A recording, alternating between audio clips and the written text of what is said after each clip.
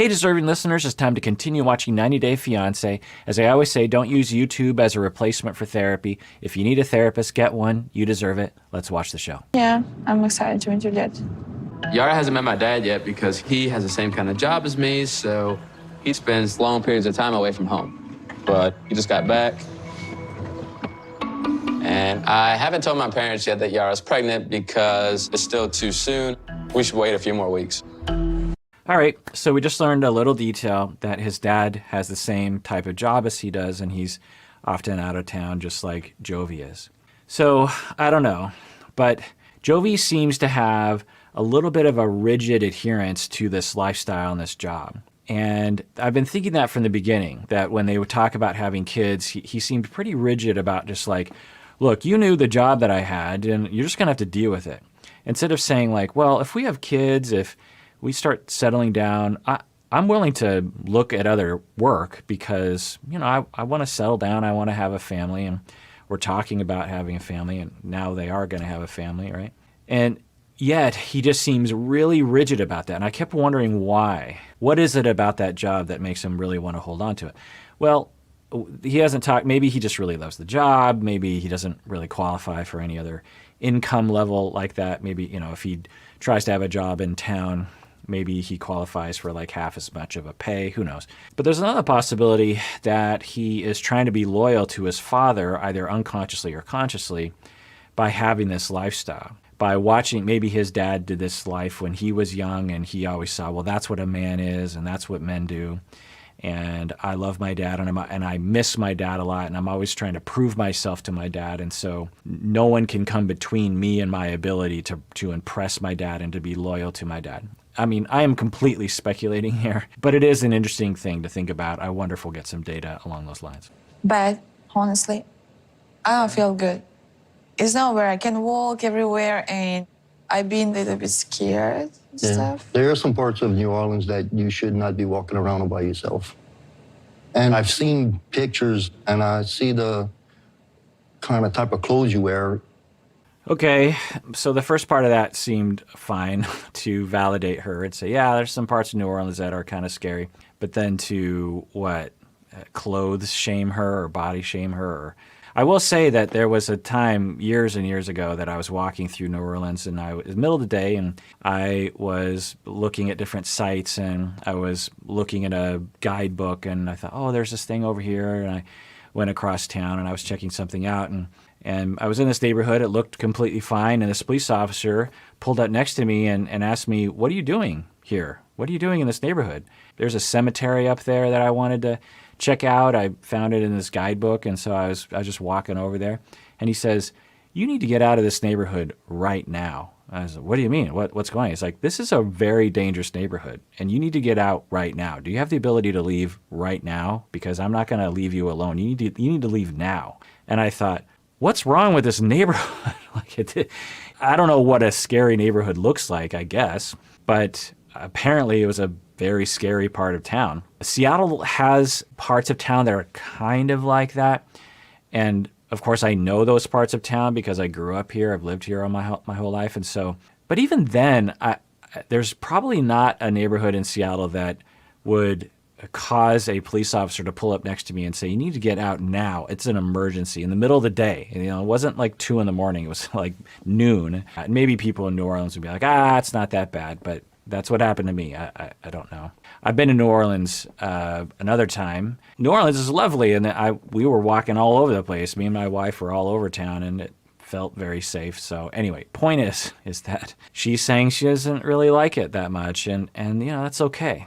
And that's a big bummer, right? She came out here and was wanting to start this brand new life and had a different expectation, I guess, as to what living in New Orleans was like, and she doesn't. The other thing is I don't know if I showed this clip, but they had agreed, Yara and the mom, that they were going to have a small party. Why? Because Yara is very concerned about having any kind of wedding or engagement event because her family can't come. And if there's going to be an official event and her family doesn't come, it's going to make her very sad. It's going to make her family very sad. And so she's been pretty clear about that. Now, some people in the comments below will say Yara is being unreasonable with that, and some people will agree with her. And it's really not our call to say whether or not she should or shouldn't feel that way. It is how she feels, and she's entitled to that. And the mom is also, to some extent, entitled to how she feels about it. And the mom and Yara apparently worked out a deal where the mom was going to have a small party, and that was going to be a little bit okay. Yara doesn't seem completely happy about that, but she is happier with it being small. But the mom just said that she invited a lot of people, and she knows that that is going to upset Yara. That is uncool. It's one thing to say, you know what, I really want to have a bigger party, and I think that that's okay. The mom is okay to have her wishes. Yara is okay to have her wishes. You got to work it out beforehand. You can't just spring that on people. If you're going to start, presumably you're having this engagement party because you want to celebrate their relationship, right? This is not the way to start it. Starting it off with essentially lying to Yara and humiliating her on the one issue the two of you have conflicted about is not a good way to start the relationship. You threaten causing a situation where Yara will just say, I don't want to talk to the mom at all. She's proven that she's not on my side. I'm done with her. And then where are you, mom? Then you're in a situation where you maybe don't even have access to your son anymore because your son and his new wife don't even want to see you because the wife hates you. It's just not a good decision. That's very dangerous, very dangerous. They'll get the wrong impression real quick. The pictures I saw of Yara on Jovi's Facebook pages when they're on vacation, they're showing a little more skin than what I would like for her to show. Yikes. I know these attitudes are out there. I'm just surprised. In my circle, obviously, these are not the sort of attitudes that people have. Well, what is the attitude that me and the people around me have? Well, the attitude is people are allowed to dress the way they want to dress. The things that he's saying, I don't know. But the things that he is saying usually indicates if I were to talk to that person and interview them, they would tell me the following things. They would tell me that women, if they are sexually assaulted and the woman is dressed provocatively, then it's partially or even entirely the woman's fault because men can't control themselves and women should know their place, particularly women who are trying to be good women, and women who dress like that are bad women. And these premises have never applied to our life. They were in place as a part of the patriarchy to keep women down and to prop up men. And basically it justifies men's behavior. It indirectly justifies men who assault women and say, well, what was I supposed to do? Look at the way she was dressed. Yikes, right? And it's a way of controlling women, of saying like, you are my possession. You're the possession of someone else's man. And to demonstrate that, to keep social order, that you are his possession, you need to dress in a way that isn't appealing to other men. If you dress or post pictures in a way that's appealing to other men, then you're not really underneath a man's thumb. And we need every woman to be accounted for. We need every woman to be underneath a man's thumb. Otherwise, if women are just allowed to do whatever they want and say whatever they want and dress the way whatever they want, then we as men will lose power by extension, which is true. I mean, sexy clothes I'm wearing on the island.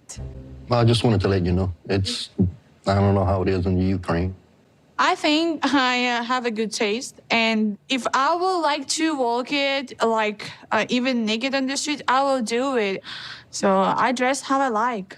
Yeah, 2 thumbs up to that, Yara. 100%. Everyone should be able to dress the way that they like within the law, I suppose. I'm glad that Yara wasn't affected by that and sees it for what it is. Did you ever think you'd be in America? It was her dream before she got here, I think. That was never my dream. What, to come to America? Yes. Why do you think that was my dream? Because everybody from Ukraine wants to come to America. Oh, Jovi. I mean, what? So first off, the mom asking that question is innocent enough, and maybe it was innocent, but given the context, it could come across as this accusation, a subtle accusation that Yara is only here to get a green card, right? That old accusation that happens often on this show. And then Yara says, no, it's never been my dream to come to the United States. And then Jovi chimes in, yeah, it's been your dream. It's always been your dream.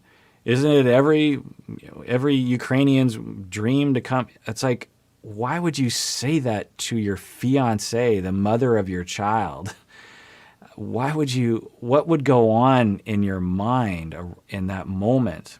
There's so many moments like this where I'm thinking, if I didn't know these people, I would have thought they hate each other, that they're mortal enemies. That's the way people talk to each other when they hate somebody.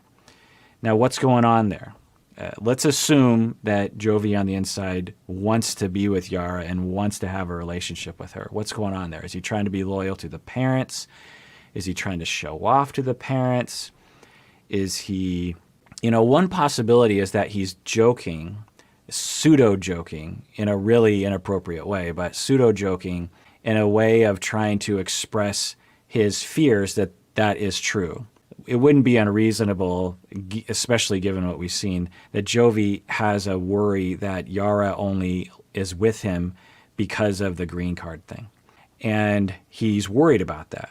And instead of recognizing that and being vulnerable about that, he says these little jokes. It wasn't, and he's hoping that she will oppose it and say, no. The reason why I'm here is because of you. If you would have lived anywhere in the world, I would have followed you. I'm guessing, now that'd be silly. I mean, that would be nice. I mean, that's what other couples would say. That's what I'd say to my wife, for example. If she were in another country, I would say, I'm here because of you. Anyway, we just can't imagine this couple saying that. But I wonder, I wouldn't be surprised if that were the case. But at any rate, it's just astounding the kind of way that these two treat each other. Like a lot of Ukrainian women just try and get a guy to get them to America. Am I right?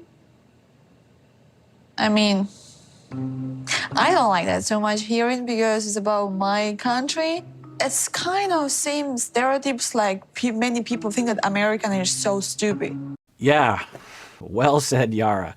Exactly. Imagine, and this happens when I go to other countries as an American. I will hear stuff like this, and I'll just be like, oh, really? And why would you say that? Why would this be the topic of conversation? Welcome to our home. Let us disrespect you and make you feel very small and accuse you of things that would make you feel very terrible.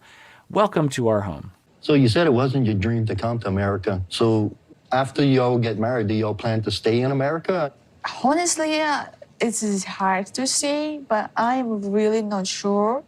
For me, it would be nice to live somewhere like Budapest because it's so close to my mom. What? Just add to yet another complete deal breaker to this relationship. I'm sure Jovi's going to be like, I'm not moving to Budapest. Now, maybe he will. Maybe you're like, yeah, I don't care where I live. We'll see what he says here. I'm guessing he's going to, because he said to her, I'm not leaving New Orleans. I'm staying here. This is where I live, and this is where I'm going to stay. That's what he said. Maybe he's changed his mind. Now, it makes sense that Yara wants to do that. She wants to be close to her mom. Great. But you need to talk about that before you start on what they have already begun. I told her we need to take one step at a time. It's too early, I think, for her to make a judgment about New Orleans or Louisiana or America in general. I don't want to move to you. Especially don't want to move somewhere where it's cold. Figure it out. You only got a couple of weeks to figure it out. After that, y'all gonna be married, and it's kind of late to make a decision then. So I agree with the dad. This is one of those things that you should be talking about at your stage of a relationship. You are pregnant, you are engaged, I think, right?